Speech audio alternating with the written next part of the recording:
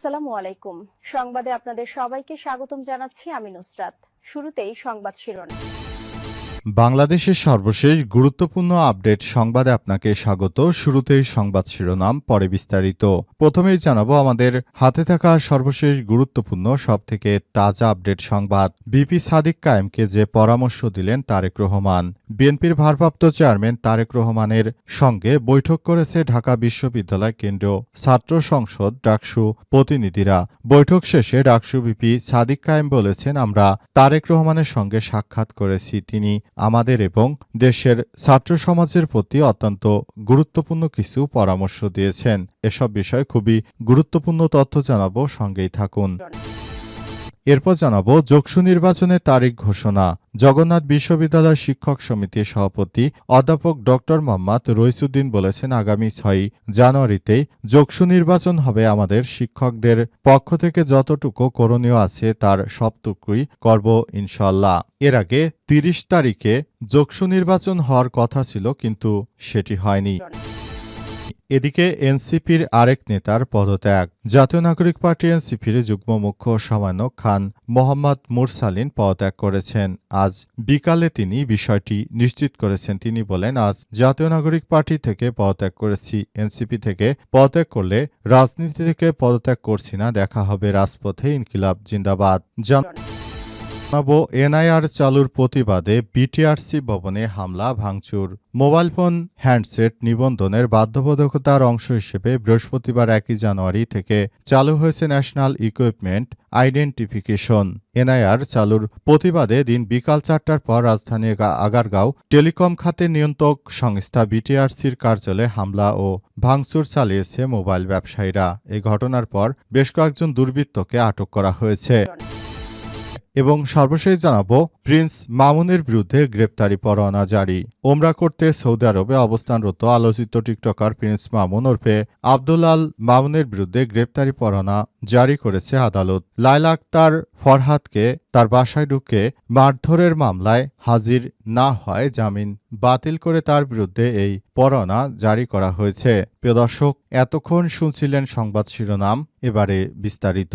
তবে তার আগে বন্ধুরা, অনুরোধ থাকবে এই সংবাদটিতে একটি লাইক দিন। এই চ্যানেলে আপনি নতুন হয়ে থাকলে আমাদের সংবাদটি দেখতে দেখতে চ্যানেলটি সাবস্ক্রাইব করে রাখুন। কমেন্ট করে বন্ধুরা আপনার মূল্যবান মতামত জানিয়ে দিন আপনি বিশ্বের কোন দেশ থেকে বা বাংলাদেশের কোন স্থান থেকে আমাদের সংবাদটি দেখছেন এবং শুনছেন। আর বন্ধুরা, সংবাদটি আপনার সোশ্যাল মিডিয়া ফেসবুকে শেয়ার করে বন্ধুদেরও দেখার সুযোগ করে দিন। গাজা যুদ্ধে আপনি যদি নিরীহ ফিলিস্তিনিদের ভালোবেসে থাকেন, কমেন্টে ইয়েস লিখে বিশ্ববাসীকে জানিয়ে দিন। এবারে বিস্তারিত। বিবি সাদিক কায়েমকে যে পরামর্শ দিলেন তারেক রহমান।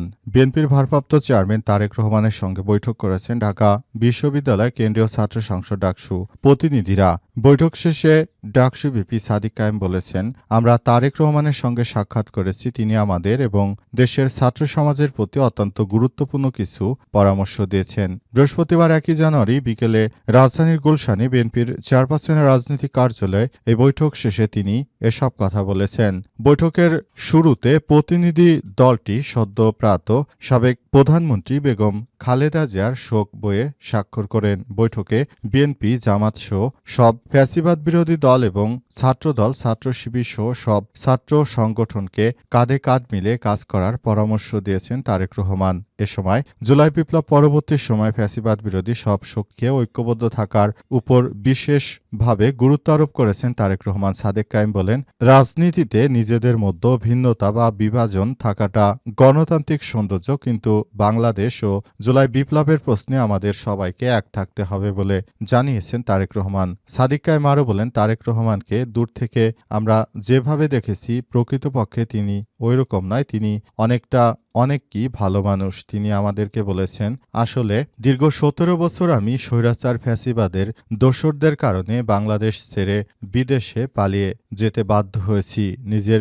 জীবনের ঝুঁকি ছিল, তবে শেষ পর্যন্ত তোমাদেরকে আমি বলতে চাই, আসলে জুলাই বিপ্লব না হলে আমি দেশে ফেরত আসতে পারতাম না। সেজন্য আমি বলতে চাই, যারা জুলাই গণ অভ্যুত্থানের সময় সবাই একসঙ্গে ছিল, তারা সবাই যেন আবার তাদের মধ্যে কোনো বিভাজন না হয়, সবাই মিলে মিলেমিশে একটা রাজনৈতিকভাবে আমরা ভিন্ন মতাদর্শী হতেই পারি, কিন্তু মূল বাংলাদেশের ক্ষেত্রে আমরা সবাই একমত। নিজেদের দেশকে রক্ষা করা আমাদের ইমানি দায়িত্ব বলে জানিয়েছেন তারেক রহমান। এসব কথাই ডাকসু ভিপি সাদিক কায়েম সবার উদ্দেশ্যে জানিয়েছে। যোগসু নির্বাচনের তারিখ ঘোষণা।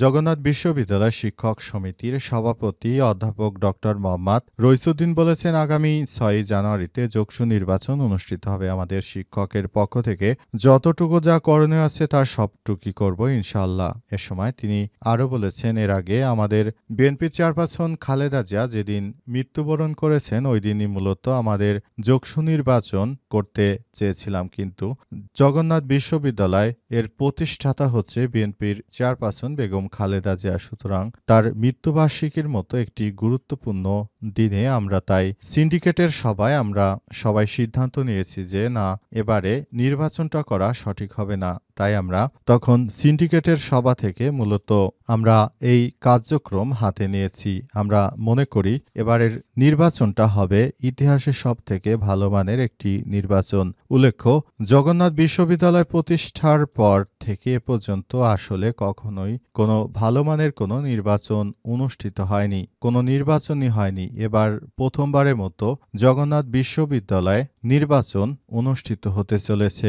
এই নির্বাচনের মাধ্যমে শিক্ষার্থীরা তার নিজ নিজ পছন্দের প্রার্থীকে ভোট দিতে পারবে এবং ভোট দেওয়ার মাধ্যমে তারা তাদের প্রতিনিধি বাছাই করতে পারবে। যেমনটা ঢাকা বিশ্ববিদ্যালয়, রাজশাহী বিশ্ববিদ্যালয়, চট্টগ্রাম বিশ্ববিদ্যালয় এবং জাহাঙ্গীরনগর বিশ্ববিদ্যালয় যেমনটা শিক্ষার্থীরা তাদের পছন্দমতো প্রার্থীদেরকে ভোট দিয়ে নির্বাচিত করেছে, তেমনিভাবে জগন্নাথেও তারা একইভাবে তাদের পছন্দমতো প্রার্থীদেরকে ভোট দিয়ে তারপর নির্বাচিত করবে। এনসিপির আরেক নেতার পদত্যাগ। জাতীয় নাগরিক পার্টি এনসিপির যুগ্ম মুখ্য সমন্বয়ক খান মোহাম্মদ মুরসালিন পদত্যাগ করেছেন। বৃহস্পতিবার ১ জানুয়ারি বিকেলে তিনি বিষয়টি নিশ্চিত করেছেন। তিনি বলেন, আজ জাতীয় নাগরিক পার্টি থেকে পদত্যাগ করছি।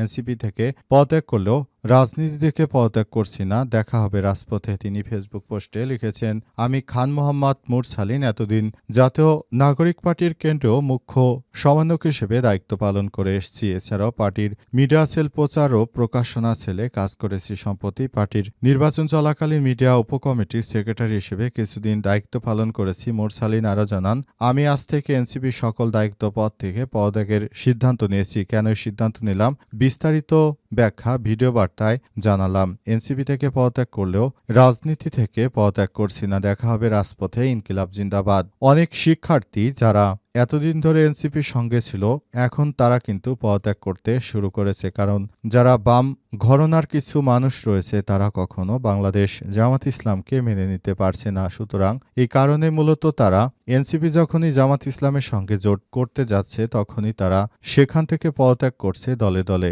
তাদের এই পদত্যাগের কারণে এনসিপির অনেক নেতাকর্মী সাময়িকভাবে কষ্ট পেলেও অনেকেই সেটি মানিয়ে নিচ্ছে, কারণ এনসিপির নেতাকর্মীরা মনে করে আগামী জাতীয় সংসদ নির্বাচনে জোটগতভাবে তারা যদি নির্বাচনে অংশগ্রহণ না করে তাহলে মূলত তারা নির্বাচনে হারিয়ে যেতে পারে, কারণ এনসিপির নেতৃত্ববৃন্দরা তারা তাদের সেই জনপ্রিয়তাকে এখনো ধরে রাখতে পারেনি। বিভিন্ন সময় তারা আন্দোলন সংগ্রাম করেছিল এবং তাদের ডাকে অসংখ্য মানুষ সেদিন শেখ হাসিনার পতনে রাজপথে নেমে আসলেও সময়ের পরিবর্তনে এখন এনসিপির নেতাকর্মীরা ডাক দিলে আসলে অত মানুষ আসে না। সুতরাং এসব বিষয় থেকেই বলা হচ্ছে জাতীয় নাগরিক পার্টি এনসিপি এখন জামাত ইসলামের সঙ্গে যোগ দেওয়ার কারণে যেসব বামপন্থী ঘরানার কিছু লোক ছিল তারা মূলত এখন এনসিপি থেকে পদত্যাগ করছে। এর মধ্যে ইনিও একজন। এনআইআর চালুর প্রতিবাদে বিটিআরসি ভবনে হামলা ভাঙচুর। মোবাইল ফোন, হ্যান্ডসেট নিবন্ধনের বাধ্যবাধকতার অংশ হিসেবে বৃহস্পতিবার ১ জানুয়ারি থেকে চালু হয়েছে ন্যাশনাল ইকুইপমেন্ট আইডেন্টিফিকেশন রেজিস্টার বা এনআইআর। এনআইআর পদ্ধতি চালুর প্রতিবাদে ব্যবসায়ীরা তারা নানাভাবে স্লোগান মিছিল দিচ্ছে। সরকারের বিরুদ্ধে তারা নানা রকমের স্লোগান দিচ্ছে। এরই ধারাবাহিকতায় আগারগাঁও, তালতলায় বাংলাদেশের বিটিআরসির যে কার্যালয় রয়েছে সেখানে তারা অতর্কিতভাবে হামলা ও ভাঙচুরের ঘটনা ঘটিয়েছে বলে জানা গেছে। এরপরই এই মোবাইল ব্যবসায়ীদের বিরুদ্ধে অ্যাকশনে গিয়েছে সেনাবাহিনী। সেখান থেকে বেশ কয়েকজন দুষ্কৃতকারী ব্যবসায়ীকে আটক করা হয়েছে। বলা হয়েছে সরকারের পক্ষ থেকে সবকলন ফোনের মাধ্যমে মূলত সরকার অপরাধীদেরকে ধরতে পারে না। যারা অপরাধী রয়েছে তারা নানাভাবে বিভিন্ন জায়গায় তারা অবস্থান করে, এজন্য এদেরকে ধরা বা শনাক্ত করা সম্ভব হয় না। এজন্য এই ব্যবস্থা নেওয়া হয়েছে যে এখন থেকে কেউ যদি কোনো ধরনের অপরাধ করে যাতে করে সরকার তাদেরকে খুব দ্রুততম সময়ের মধ্যে ধরতে পারে, সেজন্য সরকারের পক্ষ থেকে অবৈধ হ্যান্ডসেট এগুলো বন্ধ করে দিতে চায় এবং দেশে যেন অফিসিয়াল মোবাইল আসার ফলে বাংলাদেশে যেন এই মোবাইল হ্যান্ডসেটের সেক্টরটি আরও বেশি ডেভেলপ হয় সেই প্রচেষ্টা চালাচ্ছে সরকার। তারই ধারাবাহিকতায় সরকার এমন পদক্ষেপ গ্রহণ করেছে।